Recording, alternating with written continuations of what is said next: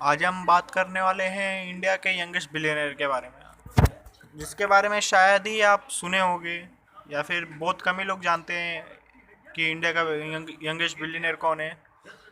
जी मैं बता दूं आपको कि यंग इंडिया का यंगेस्ट बिलियनर रितेश अग्रवाल है। ओयो के ओनर है रितेश अग्रवाल, और उनका नेटवर्थ है 7,700 करोड़। और अगर आप डॉलर्स में कन्वर्ट करोगे तो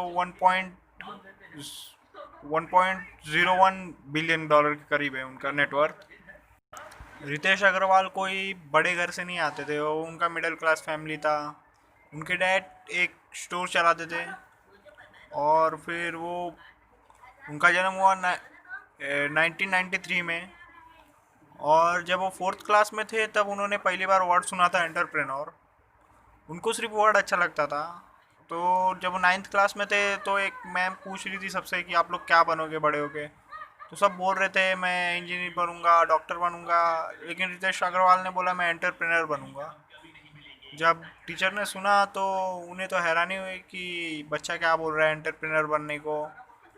तो हैरानी हुई, लेकिन रितेश अग्रवाल से अच्छी खासी दोस्ती हो गई थी, और जो उनके आसपास लोग रहते थे वो लोग की। और फिर जब रितेश अग्रवाल जब अ, बड़े हुए तो उनके रितेश के चार बहन भाई बहन थे, सब मिला के रितेश को भी मिला के पकड़ के। और सब इंजीनियरिंग कर रहे थे। उनका फैमिली बैकग्राउंड था बिजनेस, लेकिन उनके बच्चे लोग इंजीनियरिंग कर रहे थे। जब वो बड़े बड़े बेटे और बेटी इंजीनियरिंग कर रहे थे तो अभी रितेश को भी वहीं उनके पेरेंट्स ने डाला इंजीनियरिंग करने के लिए। तब वो कुछ समय के लिए कोटा गए। जब रितेश अग्रवाल जब गए कोटा तो वो इंजीनियरिंग पढ़ते थे, लेकिन उनका पूरा ध्यान एंटरप्रेन्योर था, एंटरप्रेन्योर बनने पे था। वो हमेशा वीकेंड्स पे दिल्ली आते थे, क्योंकि वहाँ पे एंटरप्रेन्योर्स लोग आते हैं और बताते हैं कि स्ट्रेटजी कैसा होना चाहिए। वो करीब 3 साल तक ऐसे आते रहे। उन्होंने सर्वाइवल करने के लिए बहुत सारा काम किया। सिम कार्ड भी बेचा है उन्होंने, रोड पे खड़े होकर सिम कार्ड बेचते थे। और फिर और घूमने का शौक तो सबको होता है। तब एक बार रितेश अग्रवाल अपने फैमिली के साथ गए थे उड़ीसा घूमने। तभी वहाँ पे उन्होंने देखा कि वो गए, किसको नहीं पसंद है होटल में रहना, 5 स्टार होटल में, 3 स्टार होटल में रहना पसंद नहीं, लेकिन वहाँ पे चार्जेस बहुत ज़्यादा होते थे, और मिडिल क्लास फैमिली के लिए तो बहुत बहुत मुश्किल होता है ये कि 1,500 या फिर 2,000 रुपये पे करना पर डे का। तो वो वहाँ पे हो गए और फिर वहाँ घूम रहे थे, तो अभी वहाँ पे रहने के लिए उनके पास जगह नहीं था, तो उन्हें होटल लेना ही पड़ा। तभी रितेश अग्रवाल ने जब ट्रेन से निकले, स्टेशन से निकले, तभी उनको ड्राइवर मिला और बोला कि चलो सर होटल ले लेते, होटल चलते। तो ड्राइवर लोग का तो कमीशन रहता है होटल में, तो वो लोग को कमीशन मिल जाता है, तो वो होटल लेके गया ड्राइवर। और फिर वहाँ पे रितेश अग्रवाल करीब करीब 2-3 दिन ठहरे वहाँ पे, रितेश अग्रवाल के फैमिली और वो रितेश अग्रवाल। और फिर रितेश अग्रवाल ने देखा कि होटल भी अच्छा नहीं था और इतना कॉस्ट भी ज़्यादा है। तब रितेश अग्रवाल को दिमाग में आइडिया आया कि शायद इसको मैं और सस्ता कर दूँ। तो रितेश ने पहले भी स्टार्ट किया था, लेकिन वो फ्लॉप गया, वो अच्छा नहीं गया क्योंकि स्ट्रेटेजी नहीं था उनके पास। और फिर रितेश अग्रवाल ने फिर सोचा कि लोगों को कहीं पे भी घूमने का शौक तो है ही है, अभी कहाँ मिडिल क्लास फैमिली इतना अफोर्ड कर पाएगी कि देगी वो 2,000-3,000 रुपये पर डे। तब रितेश को ये आइडिया आया, और रितेश वो टाइम पे इंजीनियरिंग कर रहे थे।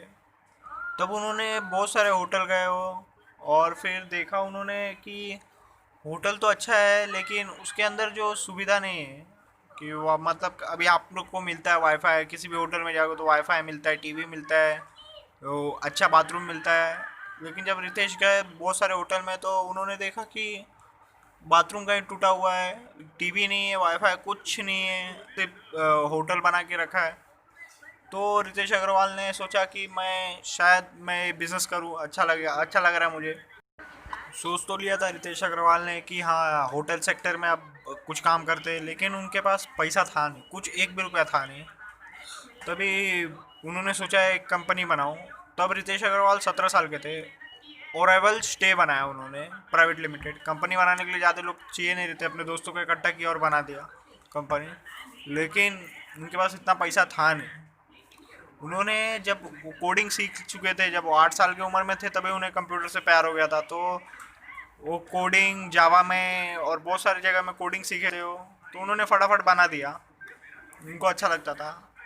उन्होंने जब करीब 2008-9 में एक पिक्चर देखा था, सोशल नेटवर्क।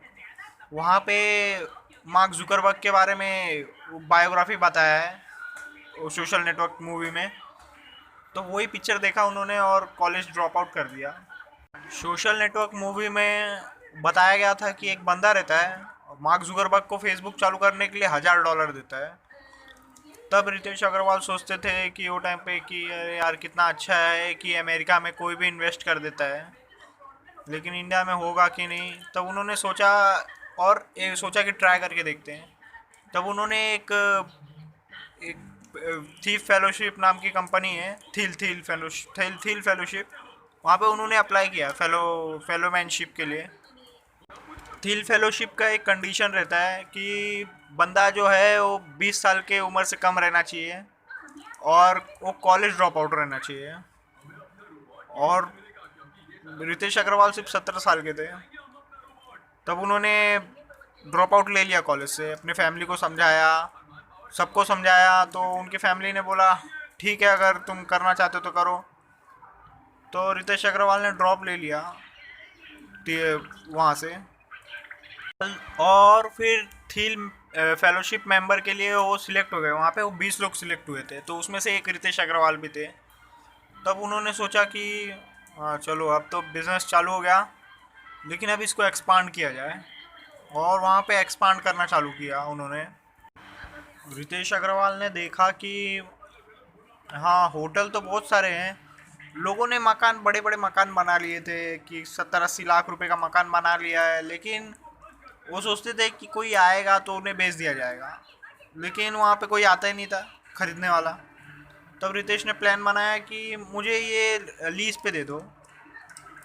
तब रितेश 17 साल के थे, तब वो एकदम बच्चे वहाँ पे दिखते थे। तब रितेश जाते थे हर ओनर के पास और बोलते थे कि मुझे लीज पे दे दो, जो भी प्रॉफिट होगा मैं उसका उसमें से आपको कर्जा देते रहूँगा, क्या बोलते, रेंट देते रहूँगा। तब उन्होंने, सब ओनर लोग बोल रहे थे कि ये बच्चा है क्या करेगा, 16-17 साल का बच्चा है, लगता है अपने घर वाले लोग का पैसा लेके आया, बर्बाद करने के लिए 6-7 महीने में चले जाएगा। बहुत लोग ने उनके पैसे ऐंठने की भी कोशिश की, लेकिन रितेश अग्रवाल ने नहीं ऐंठने नहीं दिया उनको उनके पैसे।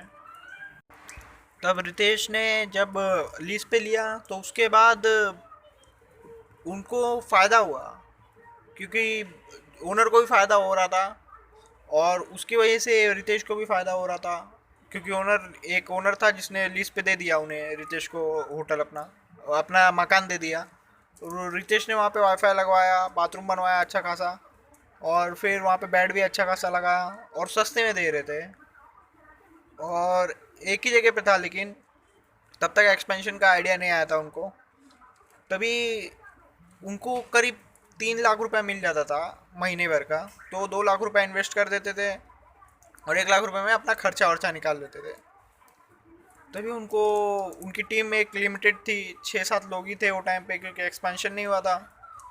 अब सेकेंड स्टेज आया उनका, ओनर्स के कॉल आने लगे, बहुत सारे ओनर्स के, कि हमारा भी रूम ले लो, हमारा भी मकान ले लो, हमारा भी मकान ऐसे ही पड़ा है 20 साल से, कोई यूज़ नहीं हो रहा है। और बोलने लगे ओनर्स कि आप पहले क्यों नहीं आए, अब 20 साल से ऐसे हमारा मकान पड़ा है, कोई पूछने वाला नहीं है, पहले आना चाहिए था आपको। तो रितेश को हंसी आने लगी।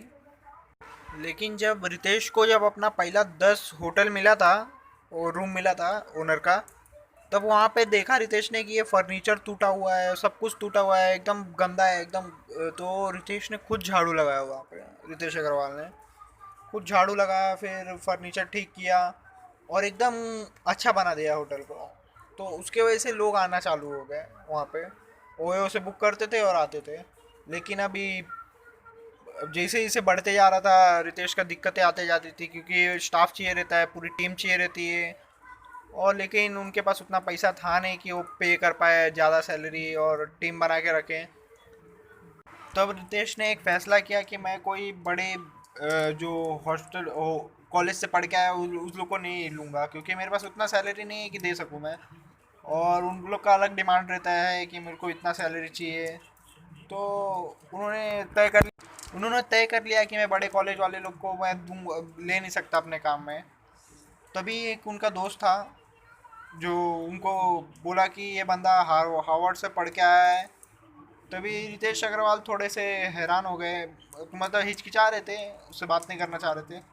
लेकिन रितेश अग्रवाल को फिर उन्होंने बात किया उनसे। फिर रितेश अग्रवाल को जब मिले वो हार्वर्ड से जो बंदा पढ़ के आया था, उसने बोला कि रितेश रितेश तेरे होटल का आलू पराठा बहुत अच्छा है।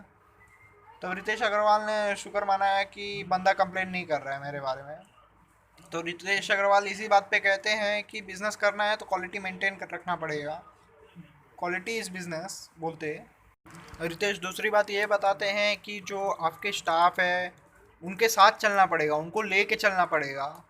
और जो आपके पार्टनर्स, मतलब जो आपके पार्टनर्स हैं उनके साथ चलना पड़ेगा। तो कैसे चलना पड़ेगा, इसका मतलब है कि आपको बराबर कोऑर्डिनेशन रखना पड़ेगा, बराबर प्लानिंग करना पड़ेगा, दोनों का सहायता की ज़रूरत पड़ेगी, वो सब करना पड़ेगा आपको। तभी रितेश अग्रवाल ने वर्क अपना काम अपना दोनों लोग को डिवाइड कर दिया। कि रितेश अग्रवाल ने बोला कि तुम प्लान बनाओ, स्ट्रेटेजी बनाओ, और बोला कि इम्प्लीमेंट मैं करूँगा, पैसे वैसा जो भी होगा वो मैं करूँगा। दोनों ने साफ कर दिया था कि जब तक हम रूम में हैं तब तक हम लोग सिर्फ रूम की बात करेंगे, और जब बाहर निकल गए रूम से तो हम लोग फ्रेंड्स हैं। तो दोनों ने क्लियर कर दिया था, और दोनों ने बोल दिया था कि ना तुम मेरे काम में टांग अड़ाओगे ना मैं तुम्हारे काम में टांग अड़ाऊंगा। दोनों ने क्लियर कर दिया था ये सब चीज़। और उसके बाद बिजनेस अच्छा खासा चल रहा था। 2013 में ओरेबल जो उनका ऐप था उसको ओयो में कन्वर्ट कर दिया गया, ओयो नाम दिया उसका। और जब स्टार्टिंग था तो उनके पास 100-200 लोग का ही स्टाफ था। रितेश अग्रवाल का स्ट्रेटेजी थोड़ा अलग था। उन्होंने स्टार्टिंग में जो 30 लोग स्टाफ के लिए आए थे वो बहुत इंटेलिजेंट थे और बहुत स्ट्रेटेजिक थे। तो अग्रवाल ने उन लोग से बोला कि आपके नज़र में तो जो आप जिसको जानते हो जो बेस्ट हो ना उसको आप लेके आओ। तो उन लोग ने लेके आए वो स्टाफ को। वो लोग लेके आए, करीब 100 लोग थे, 100 लोग हो गए थे जो ट्रस्टी थे, ट्रस्ट वर्दी थे। और फिर लेके आए तो उन्होंने बोला कि इस एक महीने का प्लान क्या रहेगा, हम लोग कितना रूम लेंगे। तो सब बोलने लगे 35-45। तो रितेश ने थोड़ा सा हिचकिचा और बोला 100 रूम लेंगे। तो अब सब बोलने लगे ये तो बहुत मुश्किल है, कैसे होगा। तो सब वहाँ पे जो स्टाफ थे वो बोल रहे थे कि लगता है रितेश पागल हो गया, इनका मानसिक संतुलन हिल चुका है, और लगता है जैसे बाकी सब स्टार्टअप बंद होता है वैसे ये भी स्टार्टअप बंद होगा। तो रितेश अग्रवाल ने जब प्लानिंग बताया वो लोग को तो स्टाफ बोले कि नहीं, इनका माइंड बराबर है, प्लान के साथ कर रहे हैं। तब वो महीने में रितेश अग्रवाल ने 135 रूम लिए। रितेश के प्लान के हिसाब से सब बराबर हुआ और 135 रूम उन्होंने अपने टारगेट से भी ज़्यादा अचीव किया। और फिर उसके बाद उन्होंने उनके पास बहुत सारे फंडिंग मिले, क्योंकि कैपिटल वेंचर उसमें ओयो में इन्वेस्ट करने के लिए तैयार हो गई। बहुत सारे लोग ने इन्वेस्ट किया। और आज रितेश अग्रवाल का वो ओयो पूरे इंडिया में फैला हुआ है, और वो यंगेस्ट बिलियनर भी है इंडिया के। और आज जबकि 2020 चल रहा है, अब इंडिया की सबसे बड़ी चेन है ओयो, जो कि पूरे इंडिया में फैली हुई है, और इंडिया की टॉप चेन है, और चाइना में 5वें नंबर पे आती है। ऐसा तो होता है कि चाइनीज़ इधर पे बिजनेस करते हैं और वो पहले दूसरे नंबर पे आते हैं, लेकिन अब पहली बार हुआ है इंडियन ने चाइना में बिजनेस किया और वो तीसरे 5वें नंबर पे आते हैं। और अगर पूरे दुनिया कैलकुलेट किया जाए तो ओयो तीसरे नंबर पे आती है लार्जेस्ट रूम, अगर हम लोग कैलकुलेट करें तो। सोचो, एक चैलेंजिंग हुआ था कितना बड़ा, और आज कहाँ पहुँच गया है ओयो। अगर आपको रितेश अग्रवाल की स्टोरी अच्छी लगी तो प्लीज़ लाइक करें, सब्सक्राइब करें।